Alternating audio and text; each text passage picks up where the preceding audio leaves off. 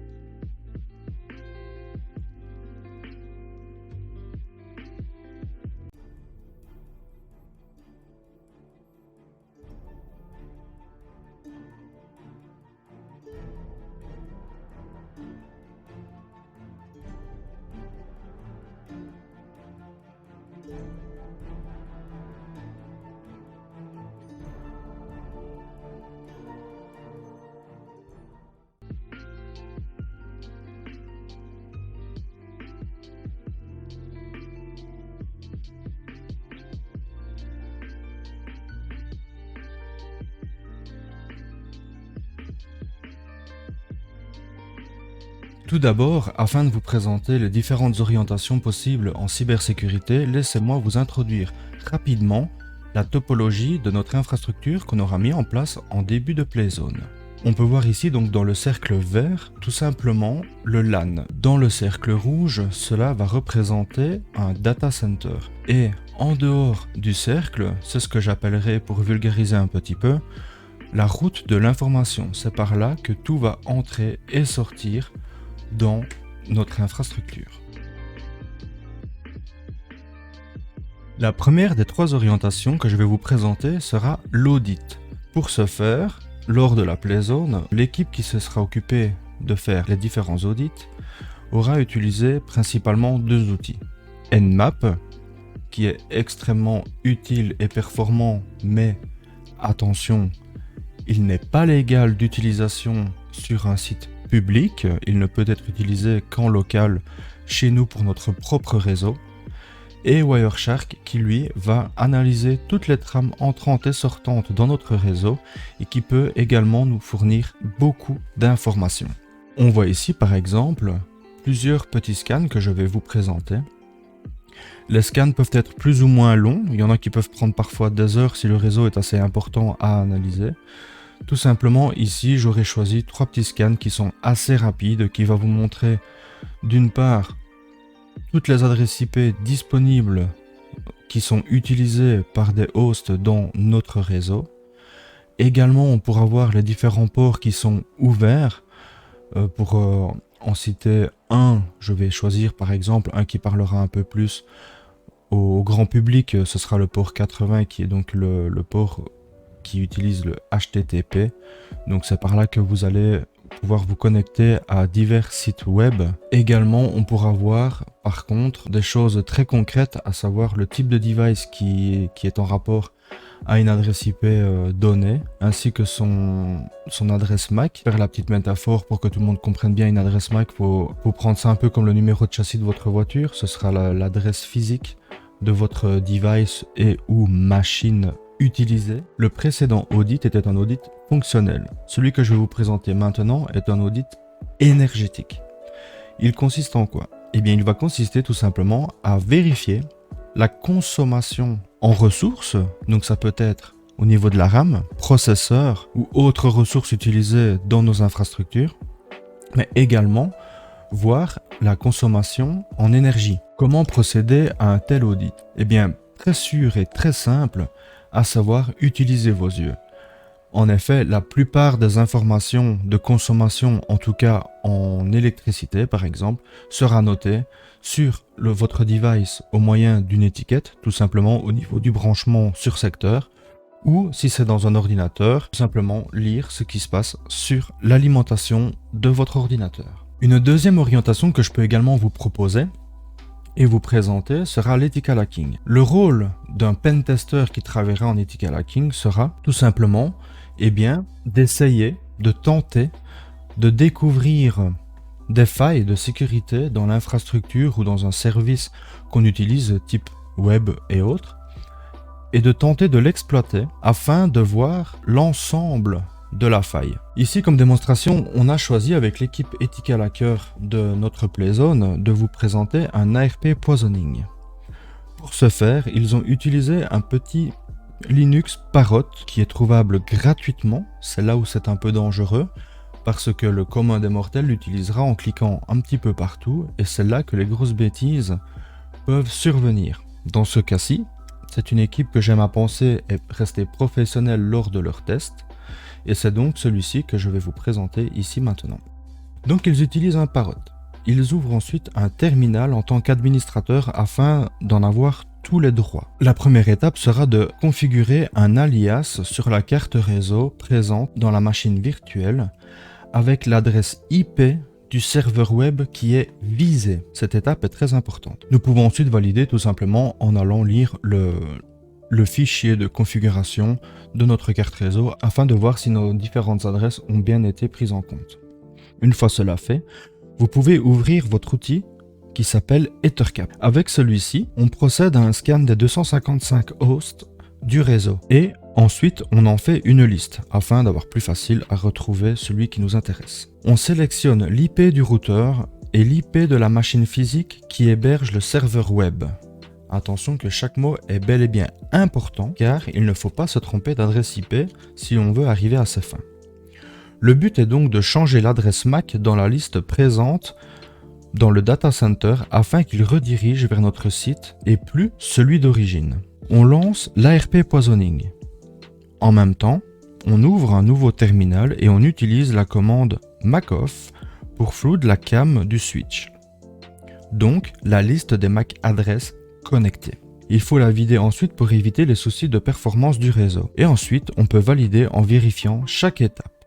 Tout simplement avec certaines commandes à rentrer sur le switch afin de pouvoir lire la table ARP et donc de vérifier que dans un premier temps, elle a bien été complètement remplie et dans un deuxième temps, la petite mise à jour de la table ARP où l'on peut voir que notre adresse MAC est bel et bien prise alors qu'elle correspond à une machine virtuelle, ce qui en principe n'est pas possible étant donné que les adresses MAC correspondent à une adresse physique.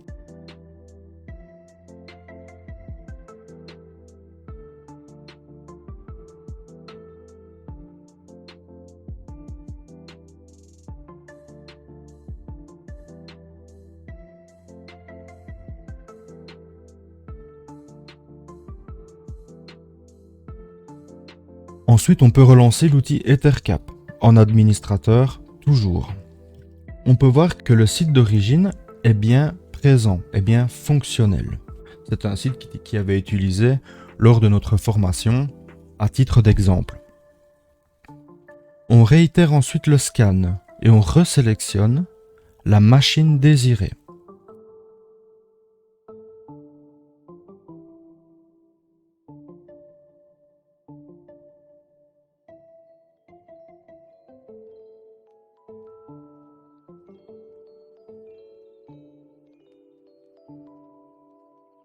On lance le serveur Apache où se trouve le entre guillemets faux site et on vérifie en local qu'il est fonctionnel.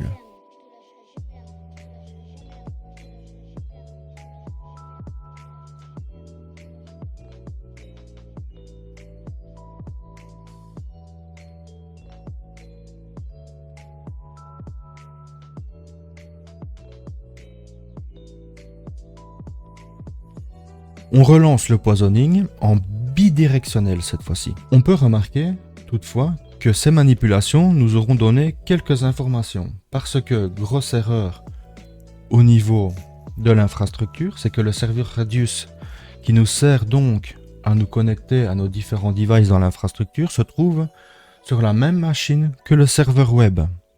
Dans le cas de l'exercice, c'est tout à fait normal étant donné qu'on devait s'adapter au matériel proposé par Technobel. Mais dans la vie réelle, il est très important de séparer les différents services, ne fût-ce que sur des machines virtuelles, afin que si on en attaque une, qu'on ne puisse pas s'attaquer à l'ensemble en même temps. Et une fois que toutes ces étapes-là sont terminées et qu'on a pu valider, eh bien, magie, on peut remarquer que le site web maintenant est changé et est devenu le nôtre. Passons maintenant à la dernière des orientations qui est le SOC et le NOC. Qu'est-ce que le SOC et NOC? Ils sont là pour monitorer tout ce qui se passera dans l'infrastructure ainsi que dans le réseau. Tout simplement, dès qu'une simple connexion va s'effectuer sur un host ou sur un device, on va recevoir un log. Le fait de référencer une journée type peut nous permettre ensuite, en fonction des scénarios préétablis avec l'équipe du SOC, de remarquer toute intrusion dans notre réseau ou dans l'infrastructure. Car les outils que nous utilisons dans un SOC, je vais citer par exemple un SIEM qui va répertorier l'ensemble des logs reçus, il va pouvoir effectuer un premier tri en fonction de comment on l'aura paramétré et nous afficher des alertes que la personne qui se trouvera devant l'écran en train de surveiller que tout se déroule pour le mieux pourra être donc alertée assez rapidement. Ensuite, de là découlera un rapport qu'il va transmettre immédiatement à une deuxième équipe qui, elle, va pouvoir remonter l'information et aller un petit peu plus loin dans la démarche, déterminer quelle est la menace réelle et ce qu'il faut faire afin d'endiguer cette menace avant qu'elle ne se propage plus loin dans l'infrastructure. Pour vous décrire un petit peu notre façon de procéder, on a tout d'abord, en étape 1, installé un TFTPD32 qui est un petit serveur log très basique afin de simplement voir si les logs étaient bel et bien rapatriés sur la bonne machine. Une fois cela fait, on a installé notre réel serveur log qui est Nagios LS. On verra que la version d'essai nous aura mis quelques bâtons dans les roues, mais ça ne m'empêchera pas de pouvoir vous expliquer quelle aurait été la suite possible. Si on avait pu les rapatrier vers notre SIEM, on voit ici que je m'y connecte tout simplement, eh bien on aurait pu donc trier un petit peu mieux tous ces logs qui nous arrivent. On peut voir ici que je reçois quelques données concernant principalement les hosts, mais malheureusement on n'a pas l'entièreté à cause donc, comme je l'ai déjà dit plusieurs reprises, la version d'essai. Voilà, ici on peut par exemple remarquer là où pourrait éventuellement s'afficher l'ensemble de nos alertes et alors on peut tout simplement paramétrer ces alertes en fonction de ce qu'on recherche et des vulnérabilités connues dans notre réseau.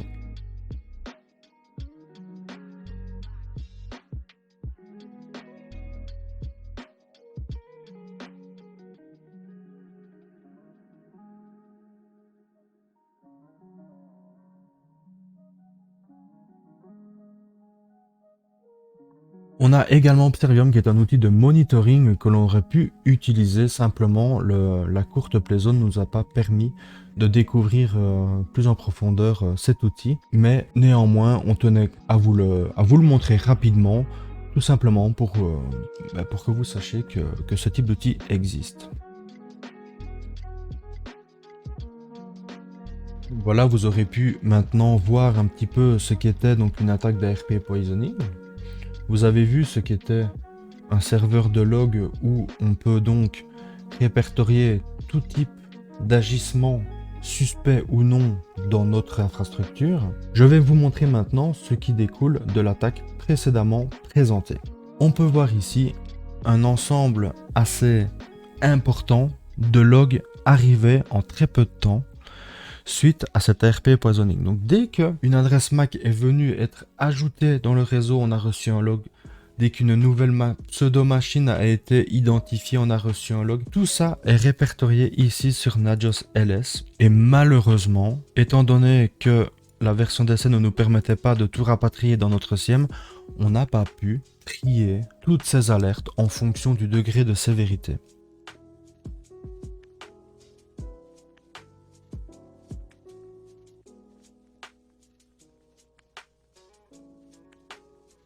On va passer maintenant à la petite conclusion.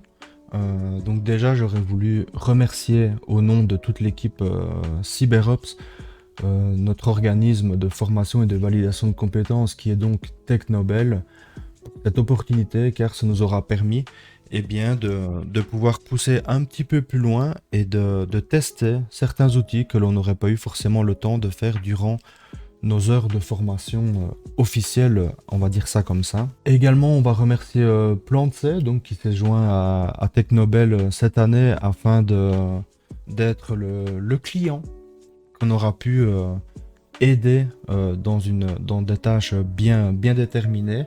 Simplement, notre groupe étant un petit peu à part au niveau des différentes orientations informatiques présentes à Technobel, on n'aura pas pu vraiment se joindre à la Playzone à proprement parler. On aura fait une petite Playzone un petit peu à part parce que vous vous doutez bien qu'on n'allait pas commencer à attaquer le site web de Plan C et risquer de créer de réels dommages.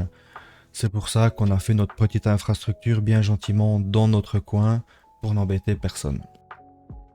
Je conclurai par un petit mot un peu plus personnel où j'ai apprécié de pouvoir découvrir de nouveaux outils qu'on n'aura pas eu le temps de faire durant la formation. Néanmoins, petit bémol, malheureusement, bridé par les différentes versions d'essai, ce qui nous a un petit peu empêché d'aller plus loin dans nos différents tests.